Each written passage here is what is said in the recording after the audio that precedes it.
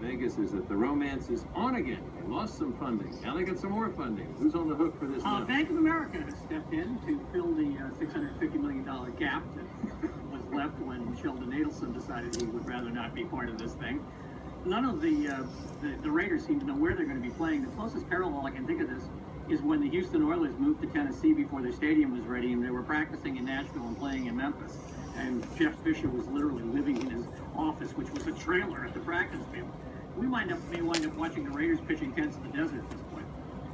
At least one MLB team understands how seriously spring training should be taken, Charlie. When Leonys Martin turns 29 this week, his teammates arranged for a mariachi band to follow him around the complex in Arizona.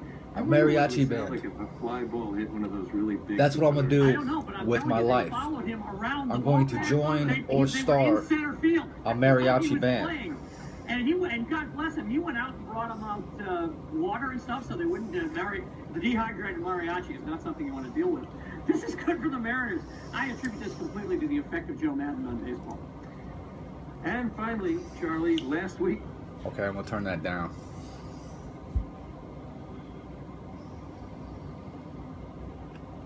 I'm not joining or starting any mariachi band. That sounds like a nightmare. That sounds terrible. I just had me some breakfast. I had me two slices of toast, about 4 donuts, 2 cups of milk, 2 8-ounce cups of milk, and now I'm working on 1 cup of coffee. That was my breakfast. That's pretty good for me. When I eat breakfast and stuff, or any meal, I keep it kind of light because I'm trying to keep my health on point, and I'm not trying to get too much cholesterol or too much of anything bad. I like to stay kind of lean and light. If you start eating a bunch of fried food, a bunch of calories and cholesterol, you're gonna plump up. Okay, you're gonna get fat on your face, your body's gonna get fat, you're gonna get a big old round stomach, and you're not gonna feel good because you're so fat and you're so full of fucking fat and cholesterol, so on and so forth, from my understanding of health. So when I do eat meals, I like to keep it very light. Also, that saves you money. That's less food you're eating, that's gonna save you money. And if you don't make a lot of money, it does help to save some money. There's a lot of gimmick with that. Money in general is kind of gimmicky. But you gotta start somewhere. You gotta start somewhere, right? Anyways, I had me a nice breakfast.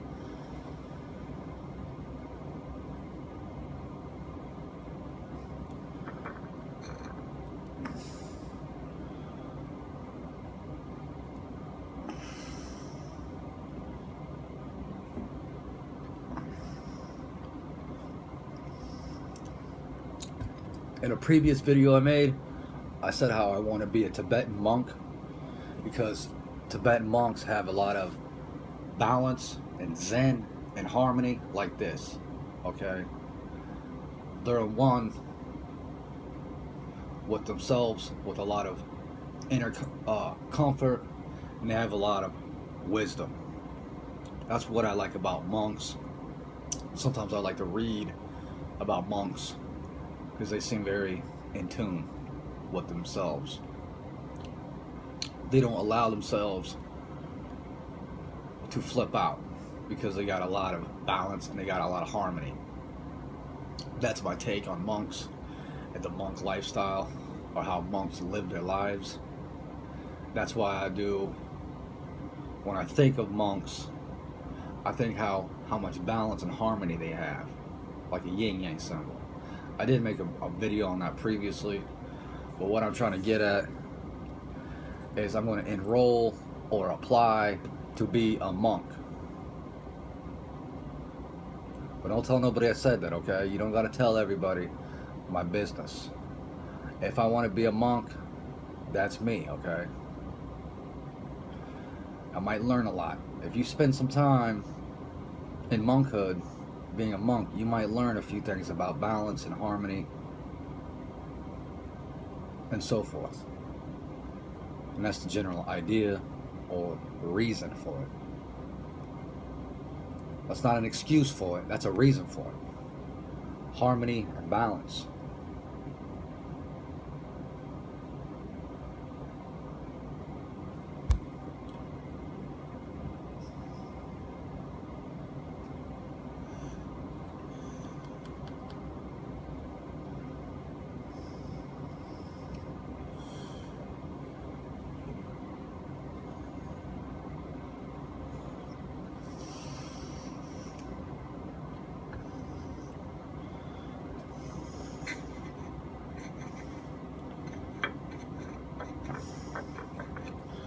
I think the main problem with the world today, with all the issues going on and the things going on in the world, the biggest thing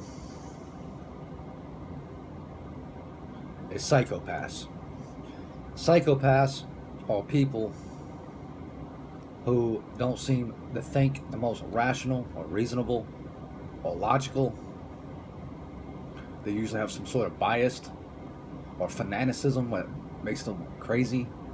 They have crazy ideas. The psychopaths. That's probably one of the biggest problems in the world, too many psychopaths.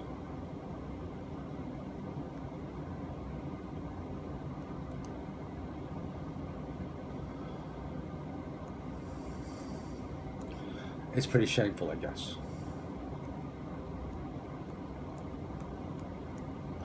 And there's probably not much I can do about it by myself. The psychopaths of the world. That seems like a big undertaking, especially for one person. But so I just won't think about it. That's actually a good way to go about things that you find stressful. Don't think about it. Ignore it. Make it non-existent in your mind, and then it won't stress you out.